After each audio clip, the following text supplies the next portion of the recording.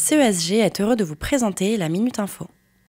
Agneau Sécurité présente la Minute Info, votre format bi-hebdomadaire autour du continuum de la sécurité. L'État à fond derrière la sécurité privée pour les JO. À 2 mois des Jeux Olympiques et Paralympiques 2024, l'État a décidé d'aider encore davantage la filière de la sécurité privée, de façon à pouvoir atteindre le nombre suffisant d'agents, soit une moyenne de 17 000 personnes et jusqu'à 22 000 certains jours en fonction des événements. En manque de moyens humains dû à une attractivité trop faible, le gouvernement a pris la décision, depuis un mois, d'offrir une prime de 600 € à ceux souhaitant suivre une formation pour devenir agent de sécurité et n'habitant pas en Île-de-France. Une information que Marc Guillaume, préfet de la région Île-de-France, a confirmé le 24 mai 2024 à Figaro TV. L'État, sous l'autorité de la ministre du Travail, vient de remettre une dizaine de millions d'euros. Cette aide devrait permettre d'atteindre l'objectif final des 25 000 formations dédiées au métier de la sécurité en Île-de-France avant la fin du mois de juin, de façon à anticiper les non-présentations d'agents durant les JOP. Selon les derniers chiffres rapportés par le préfet, il y a 23 000 formations qui ont été réalisées. Le but est proche.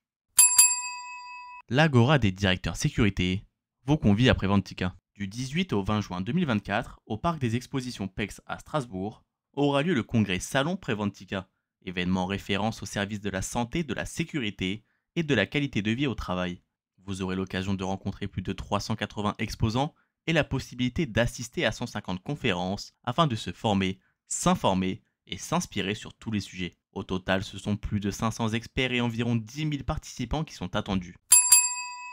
Une nouvelle commune opte pour les bornes d'appel d'urgence. Dans la banlieue marseillaise, à Aloche précisément, le maire Lionel Decala a inauguré les toutes nouvelles bornes d'appel d'urgence en compagnie du nouveau préfet de police, Pierre-Édouard Colliex, et de Patrick Minéo, adjoint à la sécurité. À l'aide d'un simple bouton, la victime contacte instantanément la police municipale via le centre de supervision urbain, équipé de multiples caméras de vidéoprotection. Si une agression a lieu, le mode haut-parleur permettant de discuter avec la victime se coupe discrètement. Ce système sera placé à des endroits stratégiques comme les écoles ou les services publics, un dispositif qui renforce la venue des 35 nouveaux agents municipaux, les 10 agents de surveillance de la voie publique, ASVP, et les 3 agents au CSU depuis 2020, afin de visionner les caméras de vidéoprotection. D'autres renforts ont été annoncés avec la présence de 2 brigades moto, un total de 160 caméras en 2024, un élargissement des horaires d'intervention la nuit jusqu'à 2 h du matin, et l'arrivée des dispositifs voisins vigilants et Opération Tranquillité Absence, une modernisation qui coûte chaque année plus de 1,8 million d'euros à cette commune française située dans les Bouches-du-Rhône, une aide précieuse subventionnée par la région Sud-Provence-Alpes-Côte d'Azur.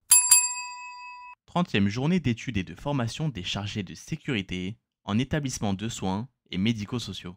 L'association des chargés de sécurité et des établissements de soins créée en 1994 et comptant plus de 500 adhérents s'apprête à fêter son 30e anniversaire les 6 et 7 juin 2024 au Futuroscope. Lors de cette première journée de l'Access, 2 conférences seront consacrées aux risques liés aux batteries au lithium et à la gestion des accès aux établissements et aux systèmes d'information. Une journée à laquelle prendra part Philippe Lefalaire, coprésident du club Agora Directeur Sécurité Sûreté Pays de la Loire. En tant qu'ambassadeur pour la communauté, Agora Directeur Sécurité Sûreté. Lors de la deuxième journée, rassemblez-vous et discutez des différentes méthodologies de formation et de professionnalisation des services sécurité à travers la thématique « Assurer la sécurité des soignants à l'hôpital, stratégie et formation ». C'est avec un profond sentiment d'engagement et de détermination que nous vous accueillons pour célébrer les 30e journées d'études et de formation de l'Access.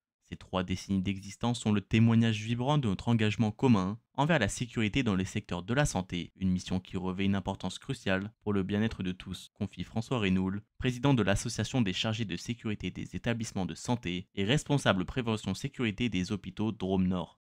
CESG a été heureux de vous présenter la Minute Info.